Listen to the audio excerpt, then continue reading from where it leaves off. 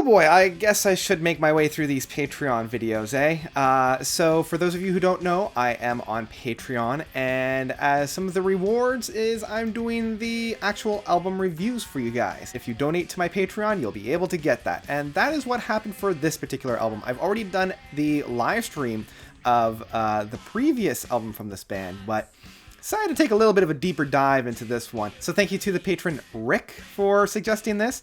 Apologies that it's coming up so late, but I really needed some time with this one. There's a lot to digest.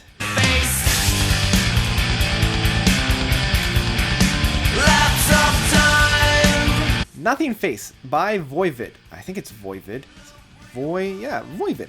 Voivod is a progressive metal, or I guess how do you even recognize these guys? I guess the most accurate would be like a thrash metal or progressive thrash metal.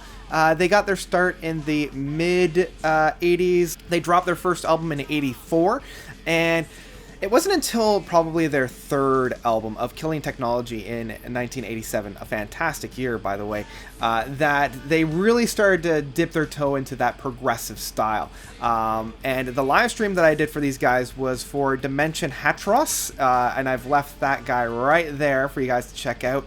I loved Dimension Hatros. Every time you kind of got comfortable in your seat, they would just move the music somewhere else. And so I dove a little bit deeper into Nothingface. Nothingface, in contrast to Dimension Hatros, is less of a throw everything at the wall and seeing what sticks, and more, I feel, atmospheric and technical in that sense.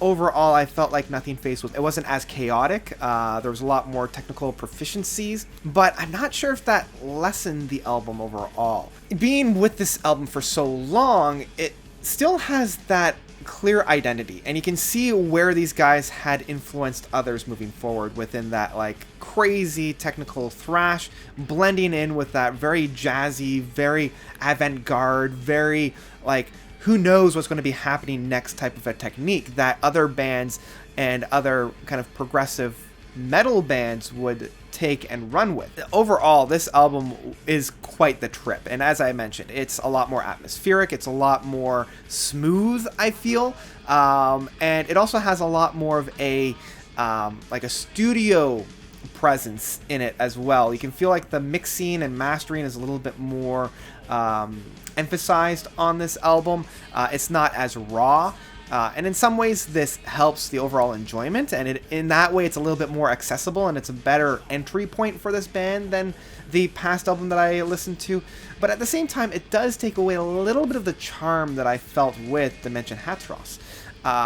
Now, the main claim to fame within this, and the one that I particularly enjoy, is their cover of Astronomy, the third track off of this album. What they do with this track is very, very interesting. Like, they follow the song almost to the letter, but they bring a very heavy atmosphere to it, a very 80s heavy atmosphere to it. It's very, very fun in that sense. And it's interesting to look at this song through this kind of a lens. But probably my favorite one is Pre-Ignition, not Precognition, Pre-Ignition. Pre-Ignition being the seventh track just has some very beautiful guitar works on it. It's not quite as chaotic and all over the place as a lot of the other tracks are, like Nothingface and The Missing Sequence. And as with a lot of these songs on here, it still has that really hard-hitting aspect. There's a lot of influences of, say, like that 80s punk. It almost reminds me of some of the singing styles of like Peter Hamill from Vandergraaf Generator, where it's not quite singing on key. There's a lot of not quite screaming and yelling, but it does have that like really off-kilter approach to it, and this is found throughout most of the tracks as well. And the other track that I really enjoy is the X-Ray Mirror. I like how hard-hitting it is right from the get-go. We have that thrash technique of like being that relentless drumming and the guitar chugging that kind of balances it off.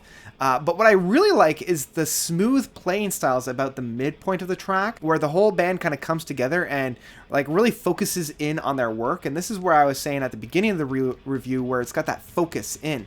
I felt that was really, really well captured. And the fact that X-Ray Mirror is kind of the midpoint of the album as well. I feel like that provided a great chance to really kind of take a quick break from the relentlessness of the rest of the album and just kind of focus in. And the other one that I want to draw attention to is Into My Hypercube. And the reason why I want to draw a little bit of attention to is because it's a little bit more of a mellow track in contrast to the rest of the album. I like how creepy and off-center this feels, and it really hones in that technique that I think the band was trying to capture from other tracks. You're not quite sure where it's going to go, and that adds to the creep factor of it. But it has a good groove to it as well. Like, it isn't as relentless as a lot of the other tracks, but it has that great groove. It always kind of finds itself back to the center of the track, which I think adds to the accessibility of it, especially from somebody coming into the band not really knowing where it's going.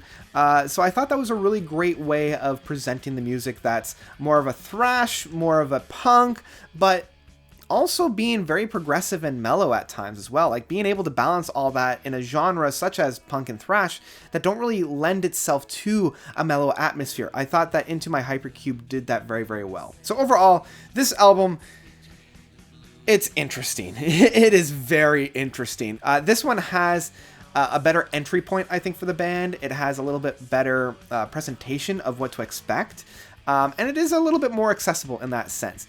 But, I mean, at the end of the day, I probably won't be returning to it as often as I will.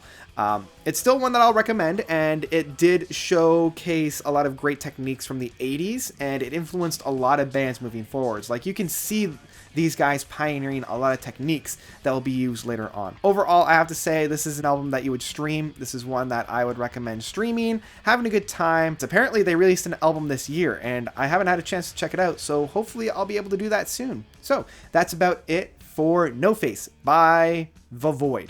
What did you guys think? Did you love this album? Did you hate this album? This album has quite the lineage behind it, so let me know of your own thoughts by commenting down below. Thank you guys so much for watching, and also a big shout out and thank you to Rick, my patron, for suggesting this album. Apologies again that it took me so long to get it out.